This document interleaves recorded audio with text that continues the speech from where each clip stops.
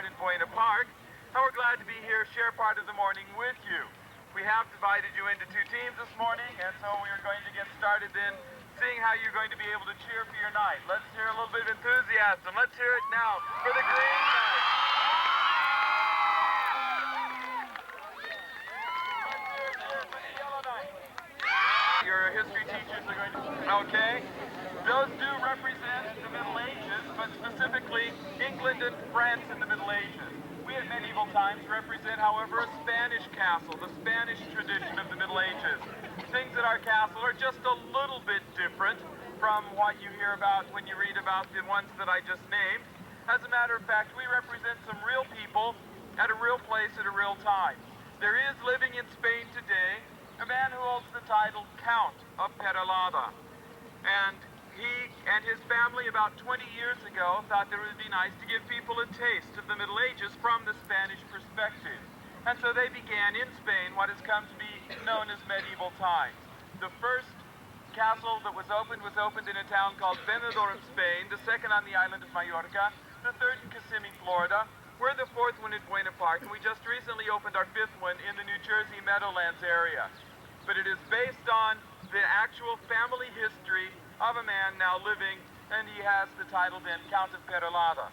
The year that they have chosen to represent is the year 1093, and the place is County Peralada in the northeastern part of Spain. In that year, the ruler in Peralada is a man by the name of Raimundo. He is the second person of that name, and he has the Spanish title of Don or Count or Sir. And so he is Don Raimundo II, and his full set of titles is Count of Peralada, Viscount Rocaverti, and Lord Baron of Anglesola. That is the person who rules then at medieval times. We'll not talk about the Knights of the Round Table. We don't talk about King Arthur and the others, but we talk about our Count and Countess. They are the ones who rule over us at medieval times. The year is the year 1093. This is about the middle of the Middle Ages.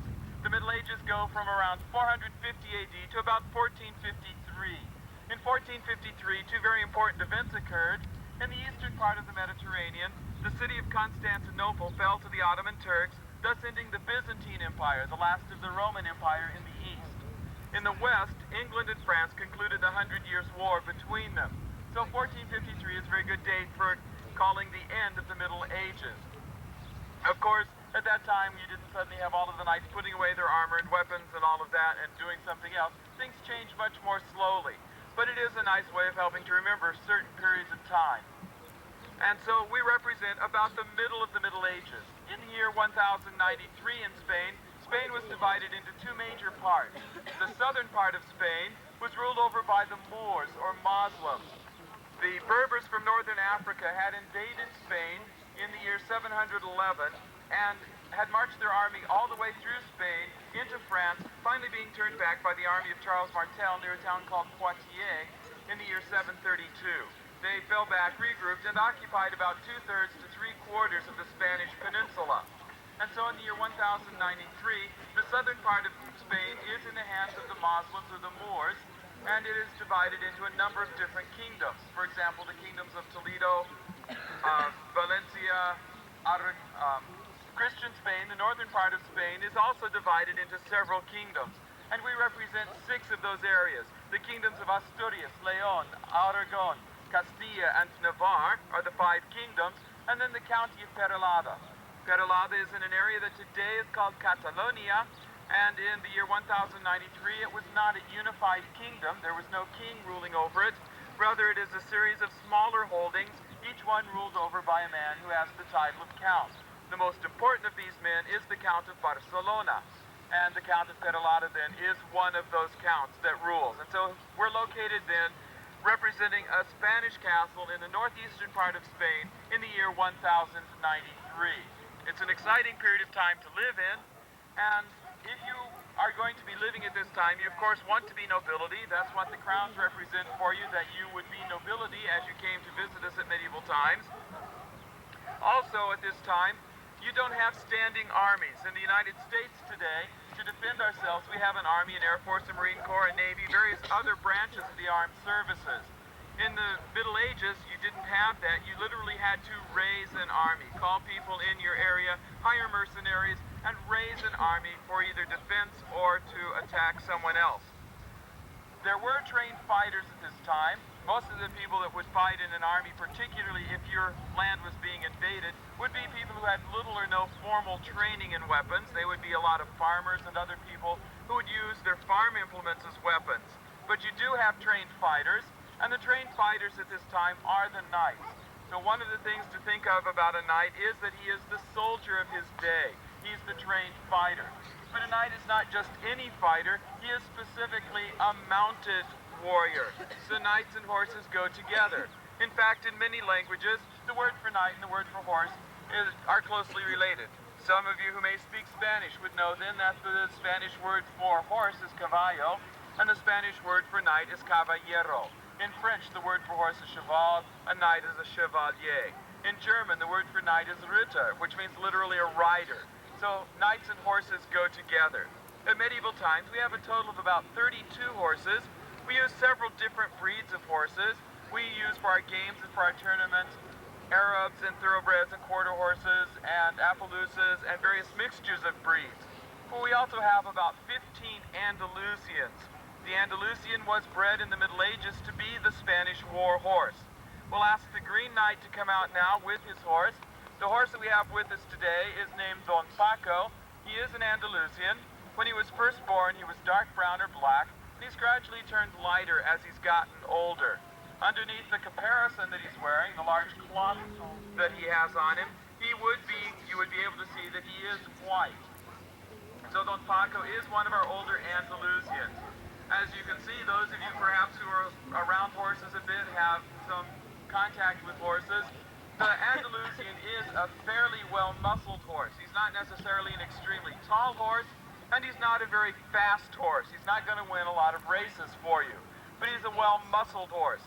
This is because as the war horse in the Middle Ages, by the time you put a knight on his back, the knight's armor, his own armor, because horses did wear armor in the Middle Ages, plus the weaponry that was involved, the horse is carrying several hundred pounds of weight. And so it is important to have a good, strong, well-muscled horse. In fact, many of the breeds that today are what we call draft animals, like the Clydesdales that you see for the Budweiser and for Percherons and various other animals, those are the kinds of horses that would have been used in the Middle Ages for going into warfare, to carry all of this equipment and all of this extra weight. Now, you teach your horse to do a variety of things. The horse has to be able to respond to you. Pardon me, I have to say one thing.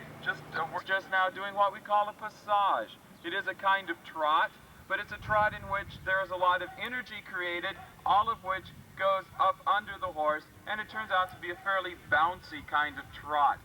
You also would teach your horse to do what we call the side pass. In the side pass, you don't go straight forward, but rather you move your horse sideways. Notice how the horse can basically look at you and still move parallel to you. It's called the side pass. It's very useful for opening and closing the distance between knights getting ready to go into battle. The knights are lined up for their charge and they may need to adjust the distance. So one of the ways of doing that is to use the side pass. Also, you may want to try to outflank your opponent. That is to say, you want to fight from the side rather than directly in front of him. And rather than turning your horse, you simply move the horse sideways using the side pass. How many of you play chess? The game of chess actually originated as a means of teaching battle strategy. So it is a board game that is to represent warfare. And the movement of the knight or horse in chess, the funny movement, two forward, one sideways, or two sideways, one forward, is a representation of the ability of the horse to do what we've seen here, to side pass. Also, the fact that the knight or horse in chess can jump over another player represents the ability of the horse to do that as well. Another maneuver that you might teach your horse would be what we call the capriole. We'll not show it to you right now, but it is where the horse jumps straight up in the air, kicks out with his hind legs, and lands at the same spot. If you come to one of our performances, we do it there, but we won't do it in our presentations because of the fact that it is one of the hardest maneuvers for a horse, and also because of the danger of slipping and things like that. Now, the Green Knight is doing what we call the Spanish walk. It is, as you see, at a walk, and the horse kicks his front legs out in front of him. The Spaniards considered it in procession to be very elegant. It also has applications in warfare. As the horse kicks his front legs out in front of him, this then is at least going to distract and probably injure the person in front of him. Remember, the horse does have iron shoes on his hooves, so if he kicks you, it can do some damage. Other things that you might teach your horse to do include rearing. This gives the knight a chance to take a look at things, look out over the battlefield, get a good view of things. It allows him to put the horse's armor between him and an opponent, and it also, as the horse comes down out of the rear, puts the force and weight of the horse behind the knight's downward blow. One final thing that you might teach your horse to do, of course there are various other maneuvers that would have been taught to a horse just as part of the training of a horse, but one final maneuver that you might teach your horse to do, not a tremendous application in warfare, but very nice for procession, you might very easily teach your horse to take a bow. And so we'll have Don Paco and the Green Knight take a bow.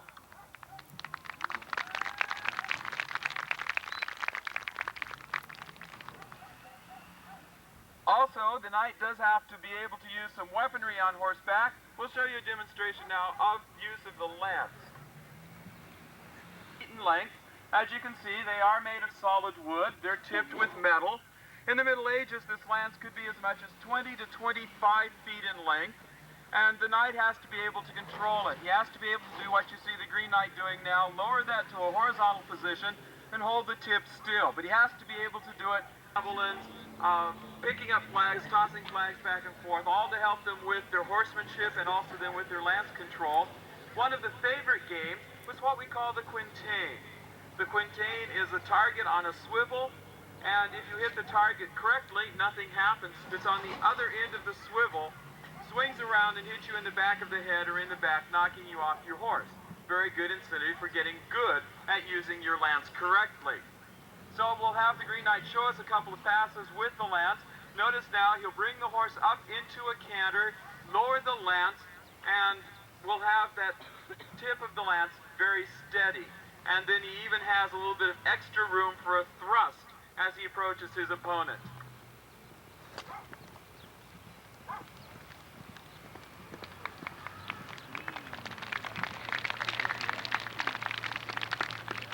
Okay, let's raise a cheer for the Green Knight and Don Paco.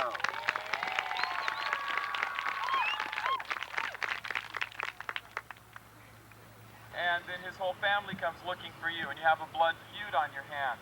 Not a very pretty thing. In fact, one king put on a tournament, and during the tournament, just to have some fun, divided all of the knights that were at the tournament into two armies and said, let's have a mock battle.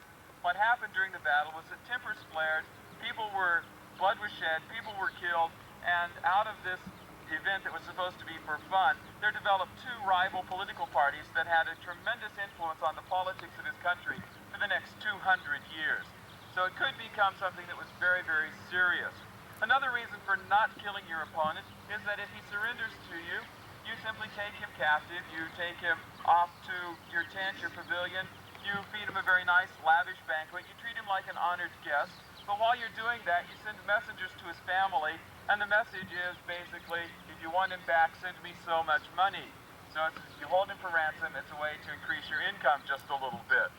So we do a battle that is to the death. Our tournament is to the death. We call it a tournament royale, and it is then to provide just a little bit of added interest for those who have come to our performances. But normally, in the Middle Ages, a tournament was not to the death. Okay, now let me introduce the knights to you. Normally at our tournaments, at the gallant Yellow Knight.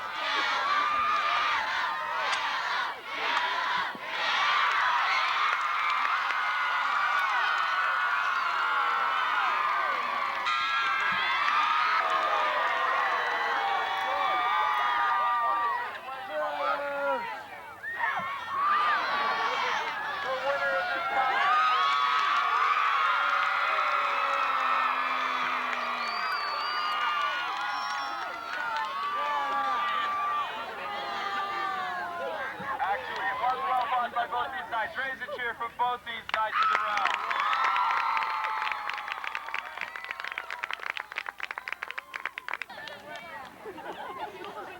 Okay, what you see these guys doing is because they are weapons that were used in the Middle Ages, and so they are authentic in that sense.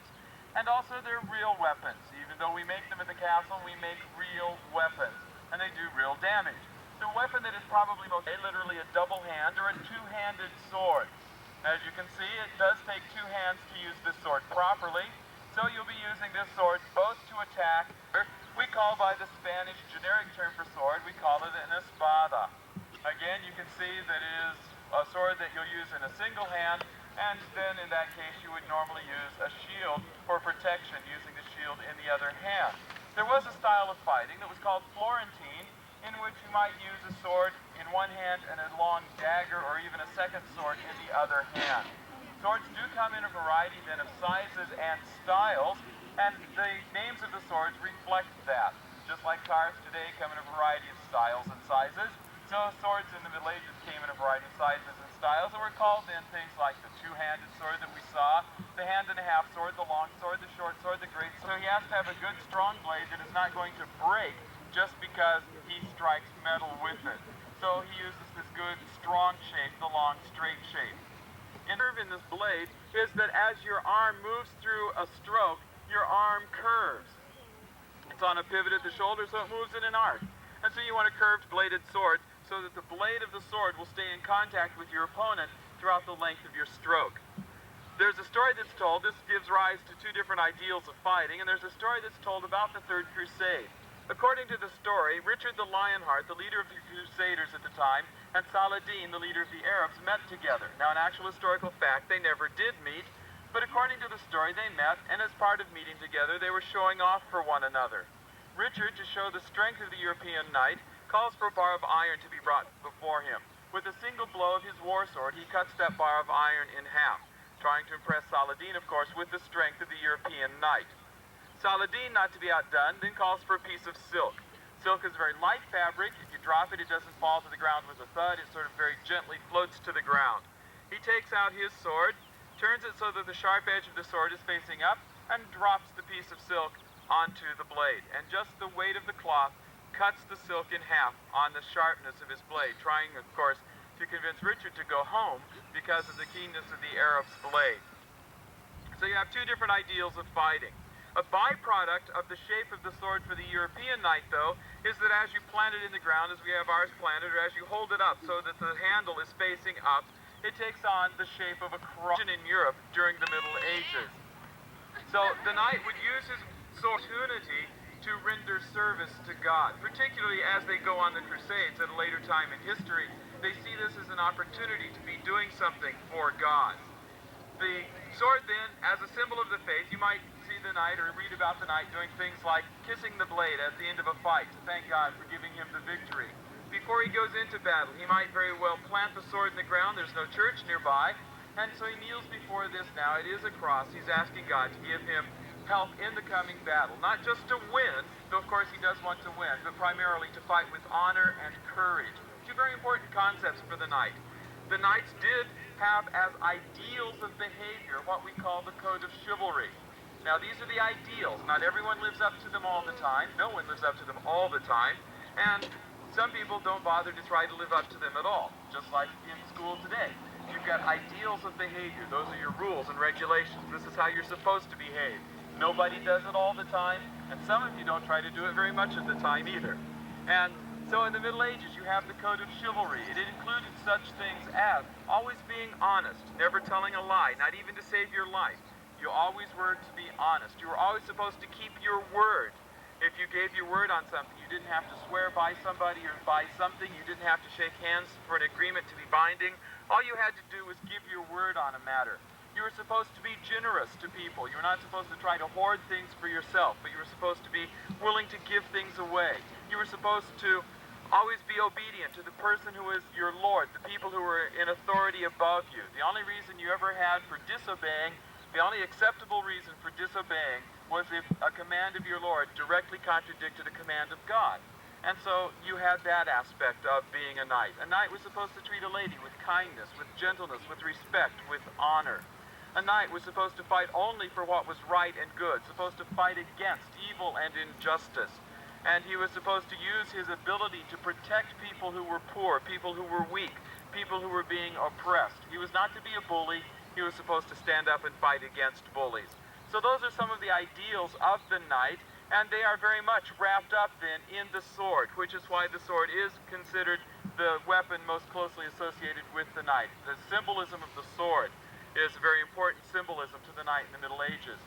Some other weapons that we use then, in addition to the sword, of course you saw the lance in the demonstration. You also saw the alavarda or halberd being used.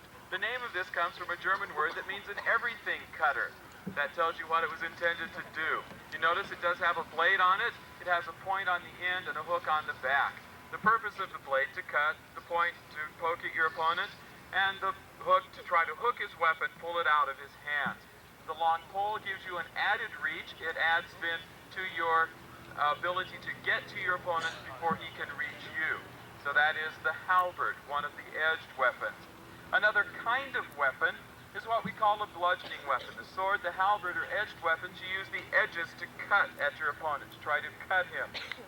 A bludgeoning weapon is intended to crush and to break. And one of the bludgeoning weapons that was used in the Middle Ages that we use is the mace. As you can see, this mace is a fairly large one, and it is intended to be used with two hands, and it does have a very a large vaned head on it. The mace comes in a variety of sizes and shapes of head. You can have a wooden head, you can have it as a ball, you can have a metal ball, you can have spiked metal, you can have wood wrapped in metal, various things like that. There's a smaller version of the mace that's intended to be used with one hand, and at the end for the head it has a spiked metal ball. It was a particularly favorite weapon of priests that went into battle, and it was called a holy water sprinkler. And so you can see that they had a little bit of a sense of humor about these things too. So that's the mace intended to crush, to break.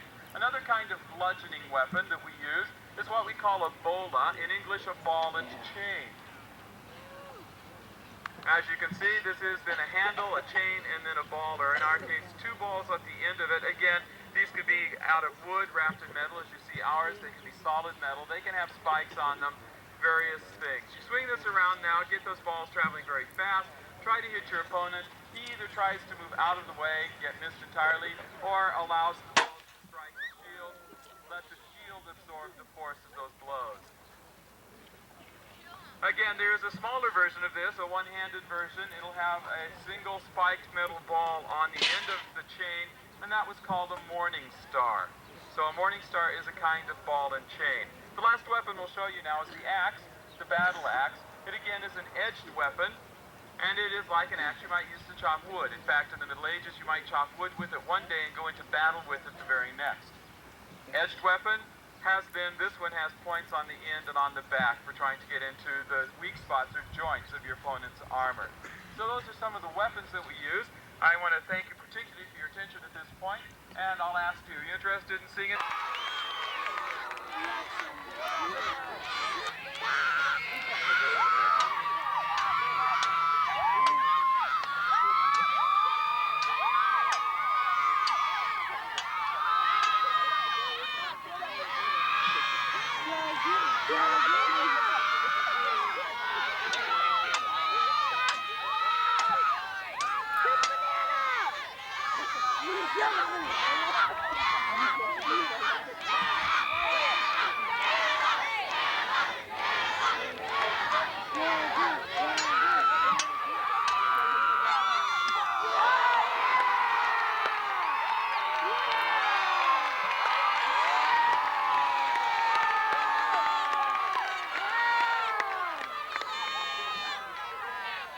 Obviously, the winner of this combat is the Green Knight.